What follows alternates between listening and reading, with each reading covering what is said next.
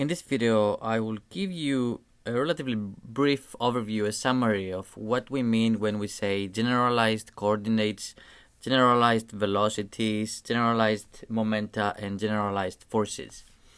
Now, I'm going to start with the easiest one, generalized coordinates. We are familiar, we have used in the past the XYZ Cartesian coordinates. It's just one set of ways to describe the position of an object.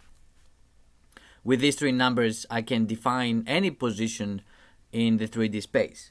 Similarly, I can, if I want to, if it is more convenient for me, I can use spherical coordinates, the r, theta, and phi.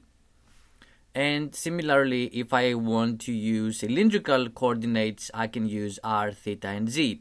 Again, it's a different way that you can use to describe, to specify a single position in the 3D space. And for any point, really, for any point in the 3D space, you can use all three if you want. You can use any set of three numbers that you want to specify the position of the object.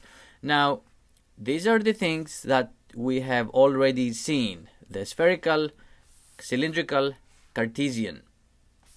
Now, the concept of generalized coordinates is Q1, Q2, Q3. I'm not going to specify whether this is Cartesian, spherical, or cylindrical. I will just think of these three numbers as a set of three numbers that can uniquely define the position of an object in the 3D space. And these are generalized coordinates.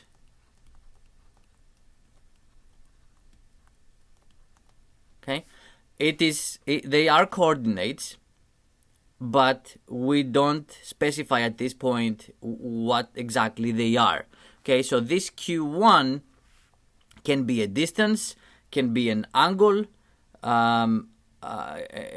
So in this concept of generalized coordinates, we just say it is a coordinate. Q1, Q2, Q3. They are all three of them are coordinates, but at this point we don't specify what kind they are. Similarly, we have seen, say, in the Cartesian coordinate system, if we take the time derivative of x, then we have the velocities vx, vy, vz. And then the same thing, you can say vr equals dr dt. And similarly, you can say v theta and the velocity in the phi direction. And again, vr, v theta, vz. Now, in a similar fashion, and what's the common denominator of all of these? At the end of the day, they're all derivatives of the coordinates. So in a similar way, I can say that I have a generalized velocity if I take the time derivative of q1 dq1 dt, dq2 dt, and dq3 dt. These will be our generalized velocities.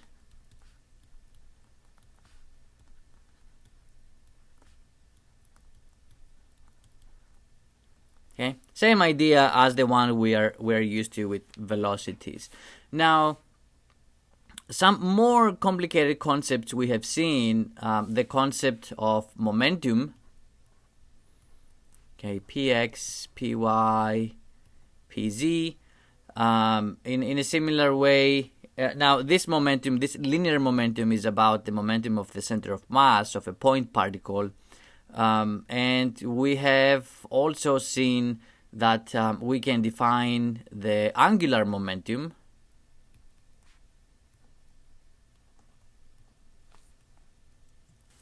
Now, what's the common thing between momentum and angular momentum? They both depend on the motion of the object. they both depend on the velocity, and also they both depend on the inertia, on the mass of the object. In a similar way with what I've done before, we can also make the concept of momentum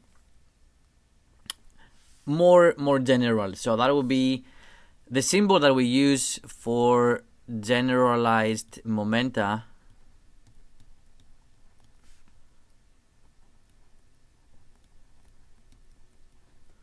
is P. So it will be P1, P2, and P3. And in this case, with generalized momentum, with let's say P1, I'm not specifying whether I'm referring to linear momentum or angular momentum. Okay, it is this concept is one that depends on the motion of the object, and it depends on the inertia of the object as well. But I'm not specifying in what way that happens. And finally, the last concept that I want to talk about, we have seen we have seen the concept of force, and this is a concept that describes the interactions the system has with the surroundings. And we do know that the force and momentum are actually related to each other through Newton's second law. The time derivative of momentum, dp dt, is equal to the force, and this is even true in the relativistic case. Now, let's take a look at this. So dp dt will give us the force. If we do dl dt, what that is equal to is to the torque. So I put force and torque in the same category because they are both about the interactions the system has with the surroundings. And the time derivative of these, of the momentum and the angular momentum, will give me should be equal to the force and the torque. So in this way, I can say, similarly to those two, I can define the concept of generalized forces.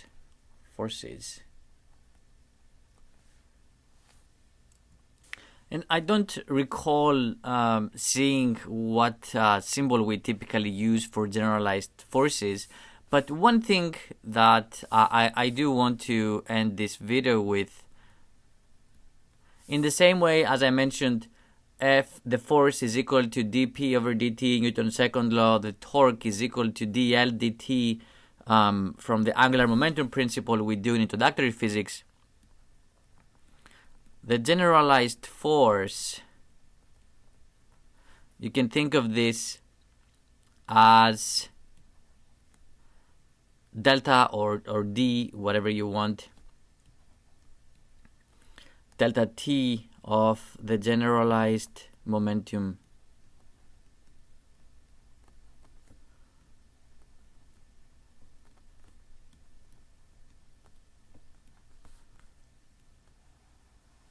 there is this relationship that we will talk about in the future.